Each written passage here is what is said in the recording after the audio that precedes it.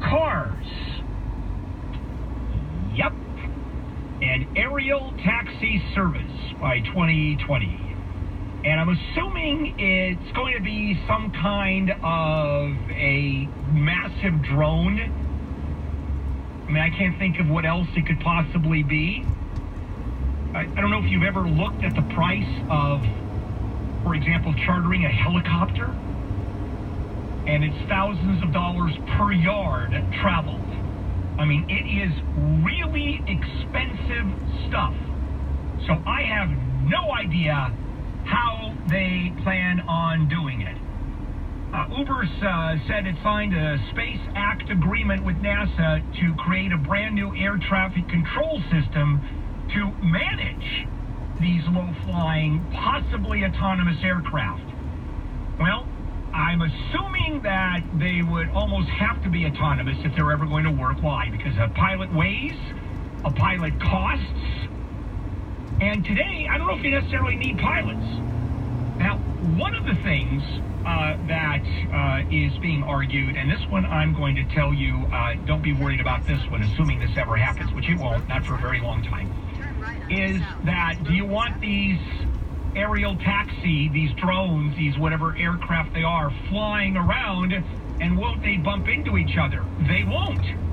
Because today we have collision avoidance systems that are moving so quickly in terms of its technology that these things could probably fly within 5 feet of each other. And it's going to be fine. And we're going to get there on the roads, by the way. Once we have, and we're right on the verge of having almost complete autonomous vehicles on the freeways, there aren't going to be these traffic jams. Yesterday I was driving, I was coming back from the Liftique seminar, and all of a sudden the freeway comes to a complete stop for no reason. And then a few minutes later it opens right up, and obviously is someone stopping, someone cutting someone off, slowing down, moving lanes. Well, that doesn't happen with the technology that is soon going to be here, because you'll have sensors, you'll have radar, I think motion sensors. I don't know what the technology is, but I mean, come on, really? See, 2 years?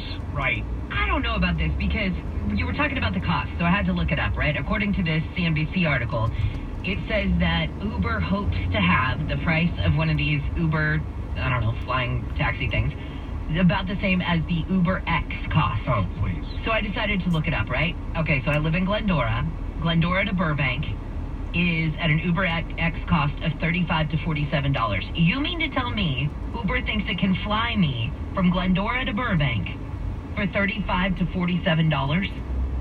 I don't think so. No, it's humanly impossible. I mean, it's one of those things where technology at some point will be able to do it, but the cost. Years? Oh yeah, that's crazy. That's out of it. Yeah. And if they do have pilots, trying to get an Uber pilot to speak English is impossible.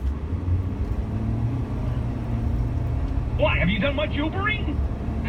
No, to be fair, I haven't. Or much taxi driving in New York? That I have done a lot, yeah.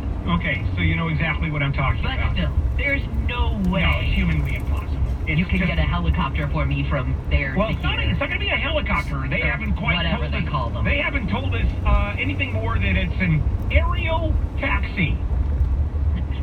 And I would want to be up in a drone. No, thank you. I'd be okay with that. Yeah, I'd be okay with that. Now, one of the things, Uber, this does make sense, that one of the company's missions is to bring about the end of personal car ownership. That I can see. I can see that. Yes. That is going to be, that's the wave of the future. That will be the people mover of the future. Remember the people mover at Disneyland? Yeah. They had a little problem with some kid being run over and killed by it. So that put a stop to the people mover. Just a little bit of history. Just thought I'd mention that. Okay, I'm going to end on that one, if that's okay. But end on an up note, if you will. All right, coming up.